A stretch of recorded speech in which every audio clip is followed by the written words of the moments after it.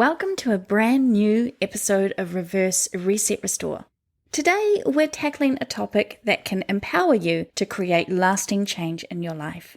Join me, your host Sally, as we explore the incredible transformation that can occur when you take full ownership of your reactions, thoughts, feelings, and behaviors. It's time to step into your power and design the life you desire. Change comes from within.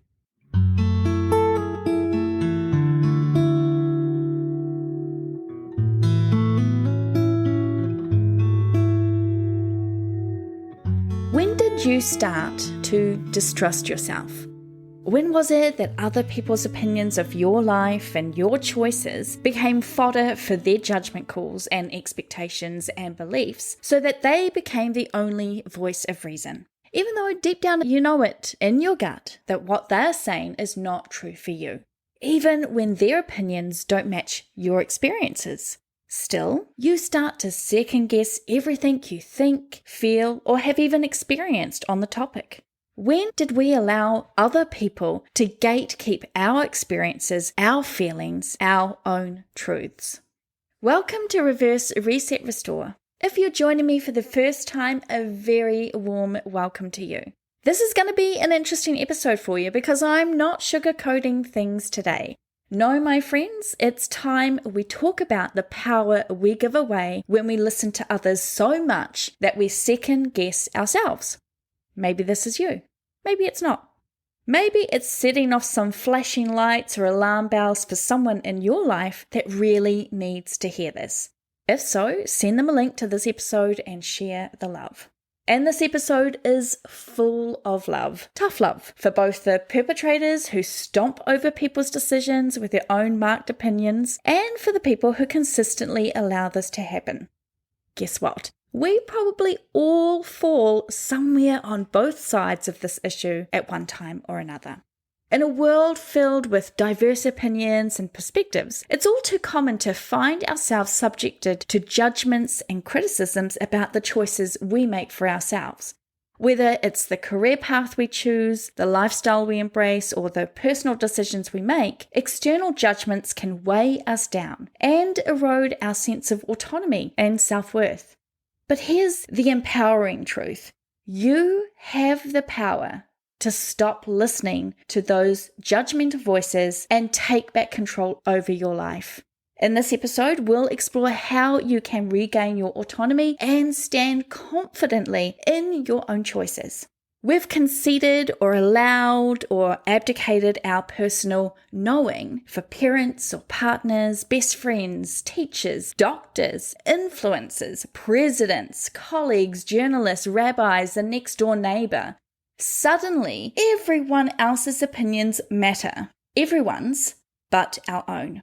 You know the expression, the first rule of Fight Club is we don't talk about Fight Club. That gets thrown around a lot in many of the groups I belong to, because these groups generally are a bit askew of the norm, or what some people consider the norm. Why? Because if or when people share about something new that they're doing or trying to the people in their lives, instead of any positive thoughts or encouragement of any kind, they get bombarded by people who know nothing but have everything to say. It's a terrible habit and a shitty way to behave. I'm guilty of not always holding my tongue when my judgments or beliefs well up within me at times, so I'm calling myself out just as much as anyone else on this behavior. And I gotta say, since I really began my own self-recovery and discovery journey, I've learnt not to do this so much, or hardly at all now, at least verbalizing it out loud. Because unless I have a lot of insight into the subject, how can I possibly form an opinion that is worth potentially hurting someone else and their own self-healing, or just general living for that matter? So while I'm going to talk about the subject from the point of view of not second-guessing yourself and your choices when people force their opinions or judgments on you, I wanted to put it out there that we're all capable of doing this to each other. And we are just as capable and responsible for not doing this to each other as well. I've had to guard what I do or say or give away or share around colleagues and friends and family who don't get it, or they think it's absurd and don't mind sharing their opinion on my body and choices.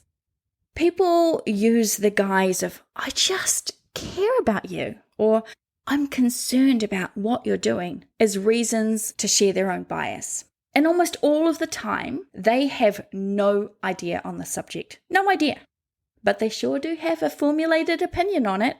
When I first went keto, I had a lot of well-meaning naysayers trying to convince me what a bad idea it was. I have had massive arguments with doctors and nurses and dietitians who still haven't taken the time to read the science and come to an understanding of its benefits for people like me who are insulin resistant or have metabolic disorders. No, eliminating carbs apparently is not the way to go. One must eliminate fat. Because obviously, if fat is called fat, then that's what makes you fat, right? I digress. I will discuss my keto journey and how it reversed my type 2 diabetes in other episodes, because it's a big enough subject on its own. I just wanted to use that as an example of how people, even the ones we trust to know the stuff, and especially the people in our lives who don't get it, will somehow always have opinions that can make you second guess your ability to make decisions for your own existence. Luckily for me, in the case of keto, I ignored the naysayers. But there have been many other times when I shared something and regretted it because I was made to feel small and stupid. Or rather, I allowed them to make me feel that way. Just because you don't understand it or get it or even agree with it doesn't mean you have the right to negate the valid experience of others. And if this is happening to you in your life, where your thoughts and feelings and experiences are being shamed by others in your life with no similar thoughts, feelings, or experiences of their own, it's time to set some boundaries, my love. Because if you are letting other people's opinions and judgments dull your shine and make you feel insecure about yourself and your own truth, it's time to stop giving them your power. Now let me go back to the group thing for a minute. As mentioned, I belong to several different groups, and there is a consistent theme that runs within them, which reveals to me that this is generally a big problem we all inevitably come up against. Belittling, demeaning, judging, and undermining people for their choices.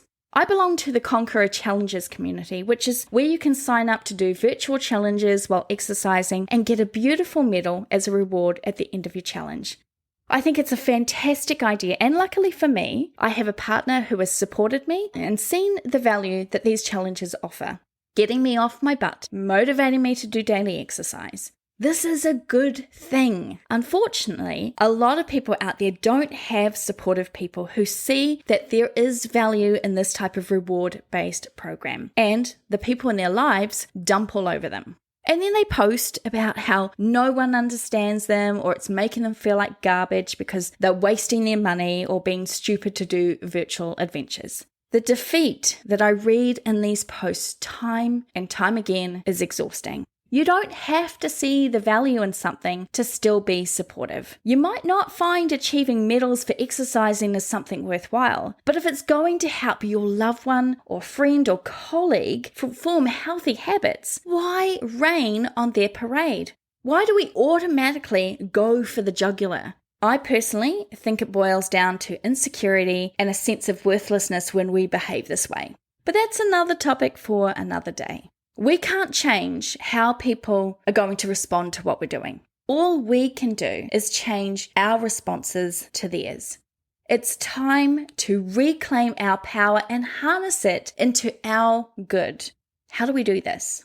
The first step in breaking free from the grip of others' judgments is to recognize where these judgments are coming from.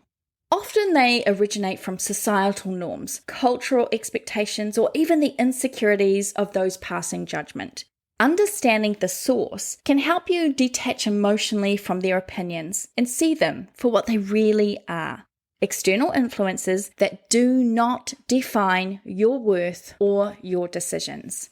This is where you can ask yourself, does this person's opinion really matter? Is it valid? Are they truly expressing concern and we can have a healthy conversation? Or is this them reflecting their own need to exert control in a situation where they themselves are uncomfortable in? Exploring these types of questions will also enable you to recognize how you let go of their fears and expectations. Developing self-awareness is a powerful tool in reclaiming your autonomy. Take time to reflect on your values, your desires, and your long-term goals. Understand why you've made certain choices and what those choices mean to you personally. When you have a strong sense of self and purpose, external judgments have less power to sway you. So in the example of the Conqueror challenges and the people who get discouraged by others commenting on their choice to exercise for a medal, reminding yourself it's not about anyone else but you. Who cares what people think? Why should we? Why invest that much time and energy into seeking approval or feeling disapproved of? Focus on your whys.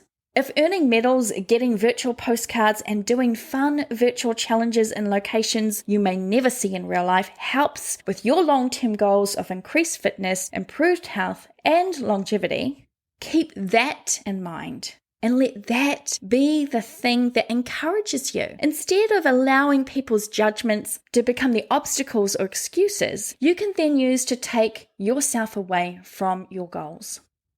Your intuition is a valuable guide in decision making. Trust yourself and the wisdom you've gained through your experiences. Remember that you, my darling, are the expert in your own life.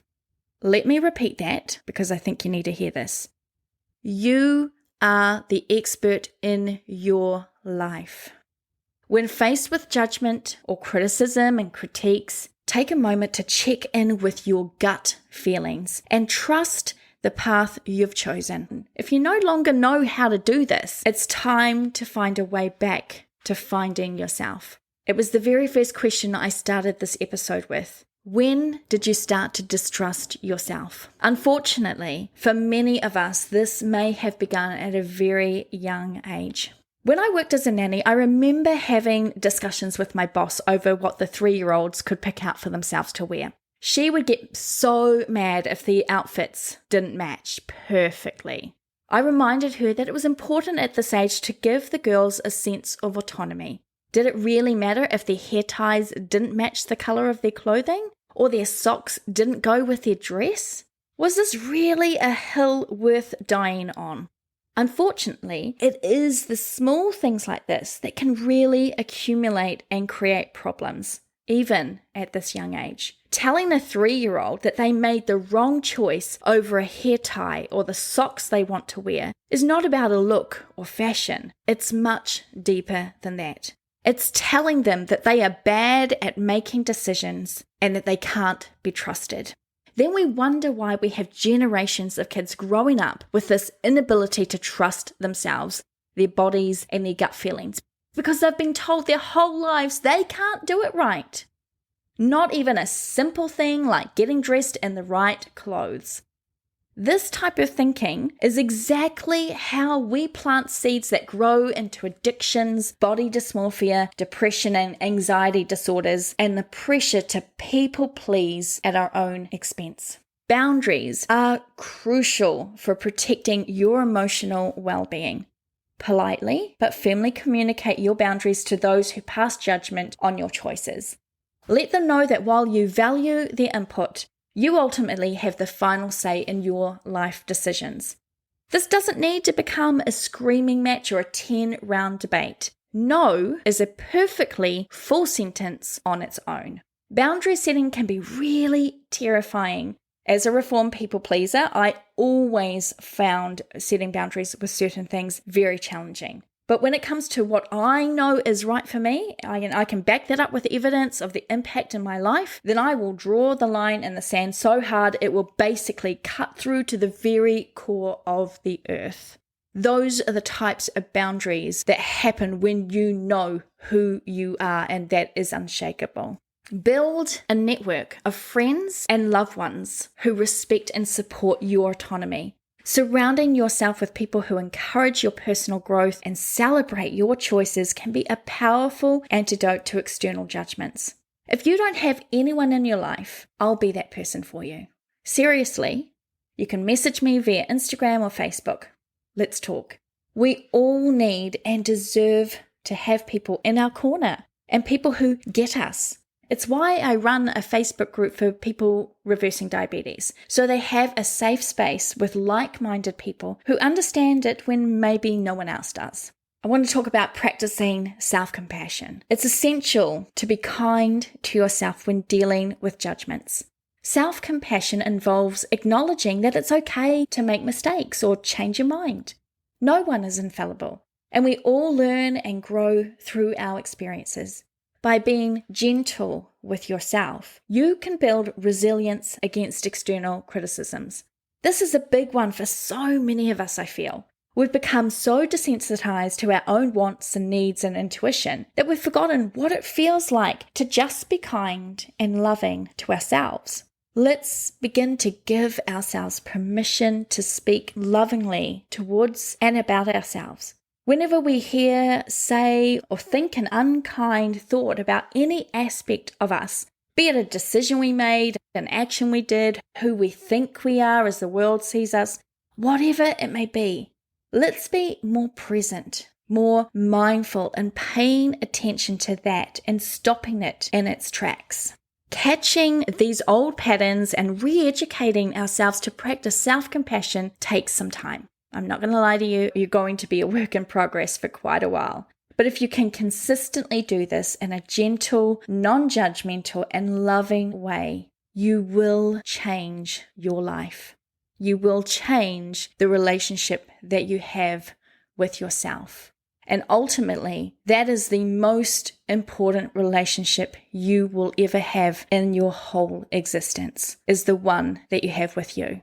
If you can learn to love yourself, accept yourself, celebrate yourself, honor yourself, then not only will that create deeper meaning in your personal relationship with you, but it will extend into all areas of your life. Don't be afraid to educate and advocate. Sometimes judgments stem from ignorance or misunderstanding. In such cases, take the opportunity to educate others about your choices and the reasons behind them. Advocacy can help create a more understanding and accepting environment.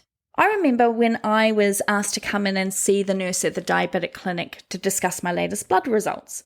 I was super proud because within 3 months of going keto, I had gone from an HbA1c, which is a blood test for diabetics, of 64 down to 36. I literally was no longer diabetic. The nurse was astounded. She brought in a couple of doctors and a couple of other nurses who were also really astounded. What had I done? Why was it so well controlled? I told them about how I'd gone keto since the last bloods had been taken, as I kept having highs and decided to try something different. And changing my food changed my life. They were impressed, and they discharged me from the clinic because I was no longer diabetic. Then, as we were wrapping up, they suggested that in order for me to continue to be in remission of the diabetes, I really should start eating carbs again. I think my ears bled out. What? Really? The reason I am not diabetic is because I don't eat carbs. And you want me to start again? No thanks. I kind of said this earlier, but focus on your goals. Redirect your energy towards your goals and your aspirations. When you're actively working towards something meaningful to you, external judgments become less significant. Concentrating on your objectives reinforces your sense of purpose and autonomy. There would be a lot of things that would not exist in our world if the inventors and scientists and educators had listened to their naysayers. Don't let anyone tell you that you can't or shouldn't or mustn't. They've got their own reasons for their judgments or beliefs, but you don't have to take them on and make them your own. You are not responsible for other people's expectations of your life.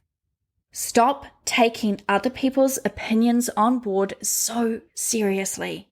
Stop giving permission to let others' judgments and thoughts make you feel bad.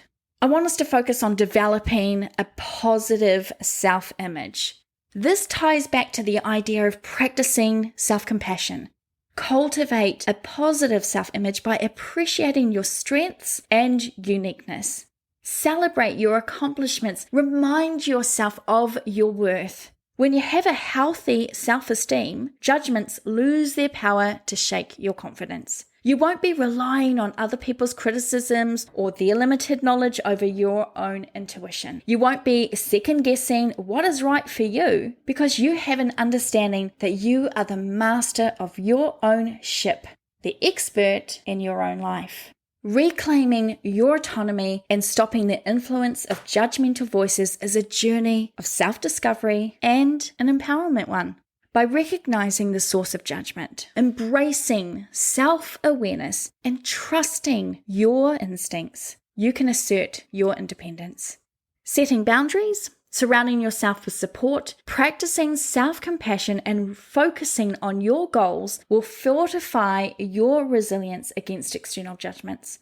Ultimately, developing a positive self-image will be your shield against negativity. Remember, your life is yours to live, and you have the right to make choices that align with your values and aspirations. Learn to trust yourself again.